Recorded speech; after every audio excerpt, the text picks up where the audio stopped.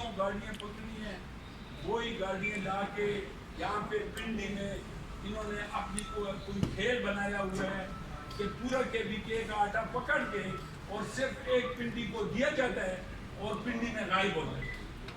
اس کا مطلب یہ ہے کہ آپ ہم سے 2200-2300 روپے والا خرید ہمارا آٹا 1720 روپے میں یہاں آ کے اپنی لوٹ مار میں جو ڈیلر آپ نے مقرر کیے ہیں ان کو آپ دے رہے ہیں اور پبلک کو نہیں دے رہے۔ جب میرے ساتھ ظلم کیا تو پھر ادھر کی عوام کے ساتھ انصاف کریں نا۔ آپ نے ادھر بھی انصاف نہیں کیا اور ادھر ہمارے ساتھ بھی ظلم کر رہے ہیں۔ چاہیے تو یہ تھا کہ یہ آٹا آپ کھڑا کرتے اور نیلام کر رہے ہیں جب آپ تو اس کو پھر پبلک کو دینا چاہیے تھا، نہ کہ کسی ڈیلر کو دیں۔ یہ تو آپ کی مرضی ہے، اٹھا کے پھر دوبارہ مل والے کو دے دیں، کیونکہ مل والا تو مجھ پہ دوبارہ بھیج دے گا 2300-2400 روپے میں اور اس کو 1700 میں ملے گا۔ 600 روپے کا آپ نے فرق ڈال دیا یہاں پہ۔ تو یہ جو ڈیلر افراد ہیں ان کے ساتھ ظلم ہے۔ جو آٹا پکڑا جاتا ہے یہ بڑی مہنگا بات۔ پہلے انہوں نے آٹا پکڑ کے نیلامی کا نام دے کے ایک دوسرے کو انٹرٹین کیا اور 2 لاکھ جرمانہ بھی دو گے، آپ کا مال ضبط کیا جائے گا اور نیلام کیا جائے گا۔ ریسنٹ نیا قانون انہوں نے لاگو کر دیا ہے کہ آٹے کی گاڑی کی قیمت فرض کریں 20 لاکھ روپے ہے تو 40% اس پہ جرمانہ بھی عائد ہوگا اور ساتھ میں یہ مال ضبط بھی کیا جائے گا۔ 40% کا مطلب یہ ہے کہ 8 لاکھ روپے گورنمنٹ ریٹ کے حساب سے وہ بھی کاٹے جائیں گے اور ساتھ 8 لاکھ روپے جو ریٹ کا ڈیفرنس ہے وہ بھی ہے۔ یہ تقریباً ایک گاڑی پہ 10-15 لاکھ روپے کا ایک بندے کو ایک وپاری کو نقصان ہو رہا ہے۔ یہی آٹا اگر مہنگا جائے گا آگے جا کے ہماری عوام یہ آٹا مہنگا کھائے گی۔ ایک پاکستان 2 قانون کہ آپ روٹی 14 روپے میں کھائیں گے اور ہمارے پشاور کے لوگ اور KBK کے لوگ 30 روپے میں روٹی کھائیں گے۔ یہ انتہائی ظلم و بربریت ہے۔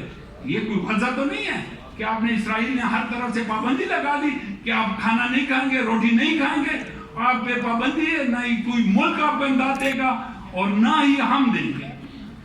یہ چیک پوسٹیں جو ہیں رمک میں، دریا خان ہے، رنگر خان میں ہے، موٹر وے پہ ہیں، اٹک پہ ہیں، ان چیک پوسٹوں پہ انہوں نے اپنی جگہ داری بنا کے رشوت کا بازار گرم کیے ہوئے ہیں اور پولیس ڈپارٹمنٹ کو علیحدہ سے، پیرا فورس کو علیحدہ سے انہوں نے اختیارات دیے ہیں۔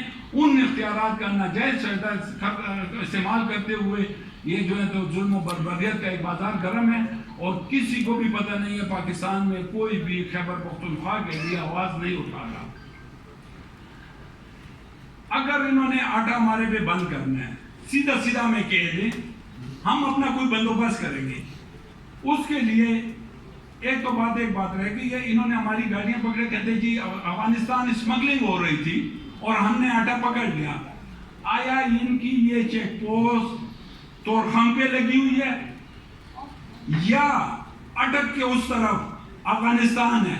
ان 2 باتوں کی وضاحت کریں کہ آیا ہم افغانستان میں رہتے ہیں، ہم یہ لوگ جو اب آج آئے ہیں یہ افغانستان سے آئے ہیں کہ آپ نے پریس ریلیز میں کی ہے اور ٹی وی کو چینلز کو جو آپ نے انٹرویو دیا اس میں کہا کہ جی افغانستان اسمگلنگ ہو رہی تھی اور آپ نے مال پکڑا اٹک پہ اور یہ KBK کی باؤنڈری ہے۔ آپ نے جس باؤنڈری پر یا تو اس طرف کے لوگ جو ہیں تو وہ افغانستان کے ہیں اور یا آپ نے تورخم پہ مال پکڑا اور پھر غیر قانونی طور پہ لا کے یہاں پہ پنڈی میں ہمارا مال نیلام کیا۔ ایک تو یہ چیز بھی آئی، یا تو ہمیں اجازت دیں ہم افغانستان سے آٹا منگوائیں گے اور انشاءاللہ آپ سے 100 روپے تھیلا سستا بیچیں گے۔ نعرہ تکبیر! اللہ اکبر! نعرہ تکبیر! اللہ اکبر! یہ قانونی پابندی! کہ روٹی کے راستے بند نہ کریں اور روٹی پہ سیاست نہ کریں۔